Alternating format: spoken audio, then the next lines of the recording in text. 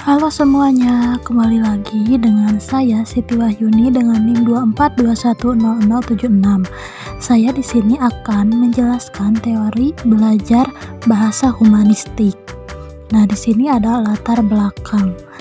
Teori humanistik atau sering juga disebut teori belajar humanistik adalah satu dari beberapa teori belajar yang sering digunakan oleh guru maupun tenaga pengajar lainnya. Secara garis besar, teori belajar humanistik yaitu teori belajar bertujuan dengan menghasilkan hal baik bagi kemanusiaan supaya bisa mencapai aktualisasi diri dan membuat orang mampu mengenali diri sendiri. Oleh karena itu, proses belajar humanistik ini membutuhkan perhatian yang besar dalam prosesnya. Dengan harapan menghasilkan pencapaian yang baik, teori belajar bahasa humanistik ini menempatkan manusia di pusat pembelajaran, alih-alih hanya fokus pada struktur bahasa.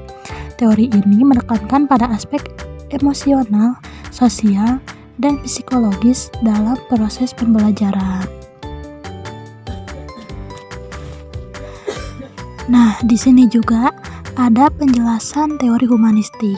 Teori belajar bahasa humanistik menawarkan pendekatan yang lebih manusiawi dan berpusat pada peserta didik dalam pembelajaran bahasa.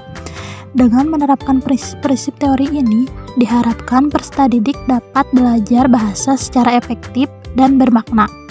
Teori belajar ini juga menekankan pentingnya pengalaman langsung, kemandirian, dan pengembangan diri dalam proses belajar. Meskipun memiliki kekurangan, teori ini dapat membantu meningkatkan motivasi dan kreativitas siswa.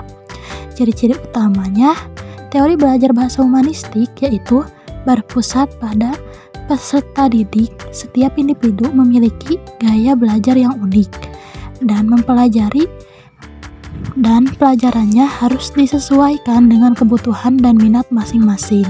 Prinsip-prinsip dasar teori belajar bahasa humanistik: aktualisasi diri, yaitu pembelajaran bahasa membantu individu untuk mencapai potensi penuhnya dan menjadi versi terbaik dari diri sendiri. Nah, teori humanistik ini juga mempunyai kelebihan dan kekurangan. Untuk kelebihannya yaitu 1. Siswa mengetahui pengetahuan yang bermakna.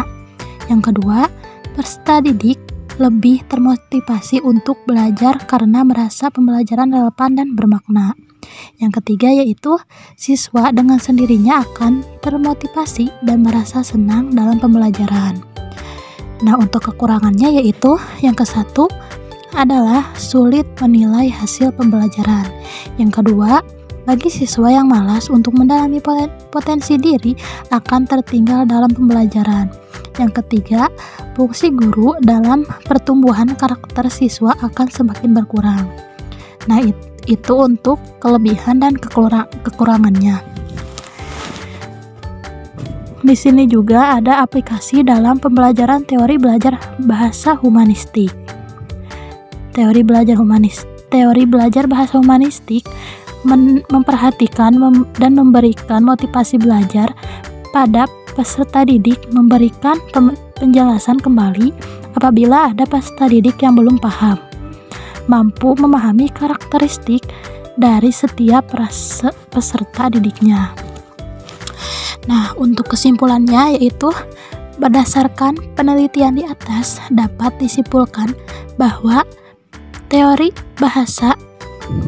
belajar bahasa humanistik ini menawarkan pendekatan yang menarik dalam pembelajaran. Dengan menempatkan siswa sebagai pusat perhatian, teori ini dapat membantu siswa mencapai potensi maksimal mereka.